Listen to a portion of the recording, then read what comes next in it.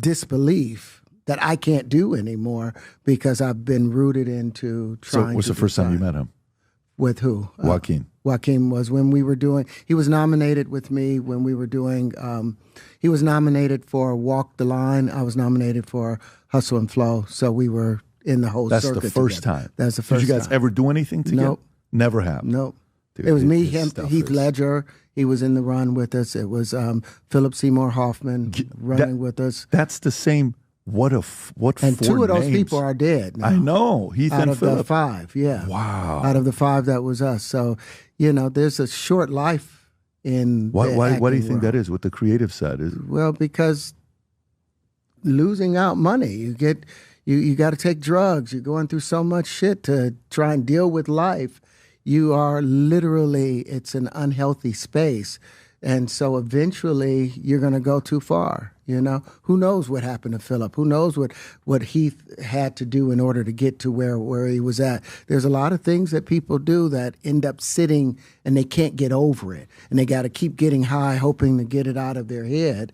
But when you lose your man card, that's the only thing I can think of. You lose your damn man card. What is that? What do you mean by that? You give up your ability, your right to being a man. A man don't take it, a man gives it. So when you give up that man card, you don't get that back. Are you saying what I think you're saying? No, I'm saying what I'm saying. You don't get that back. You come into this world as a man one time. You give up that right for anything, for fear of being hurt, fear of somebody doing something, for wanting to gain something. When you give up that man card right, you lose some spiritual energy that has always been pushing through. Like if a woman gives up her womanly right of being a mother and taking care of her family and do all those things, when you give up those things, but when you give up your manhood, I've never seen somebody recover from it. That was all the people that went to the puffy parties. That was all the people that did all those things thinking that there was never going to be a consequence for what they were doing. Get punked out and pimped out by some greater desire. You shouldn't have a greater desire than being a man.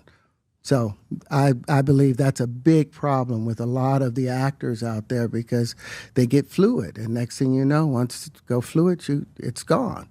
You don't have any foundation to pull yourself back from. So maintain your man card, no matter what. Man, I mean, one of the things you're seeing, you went to a whole different place. Sorry. No, I get it. So you see some guys struggling with that. You see Bieber struggling with that. You see some of these guys struggling with that. They can't get it out of their head. They can't get it out of their head. The things that they did, no matter how they did it, whether they were drunk or high or whatever, you gave up your man card. You need therapy. And that's the thing that hurts them the most. And so they end up on drugs, end up every way to try and get rid of any principles there are. And that's what the business does. And the women that trade their bodies to go and get the role, they get to the point where they have their Oscar, they have their money, but they don't have their dream. They don't have the soul that they started with. So it's like achieving don't mean anything. If I get all the Nobel Prizes from doing all of this, but in the process I have to trade out all of my integrity to do it so that they can stay in place, what benefit is that if I lose my integrity? You got to go in as a principal.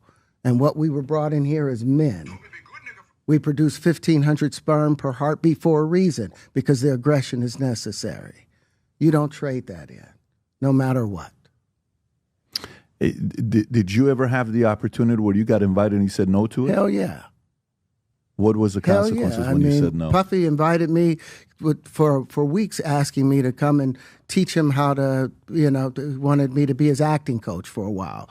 Go there and he's sitting around just looking. I'm like, okay, what's the material you want to work on? He's just looking at me. Then next thing you know, okay, hey, will you help me? I want to hear your music. So I come over there and I play the music, and he's sitting there just looking at me, like waiting. Okay.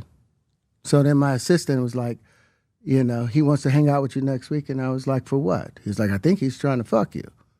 That's what my assistant said. And I was like, oh, okay. Now I get it. So now no more communication.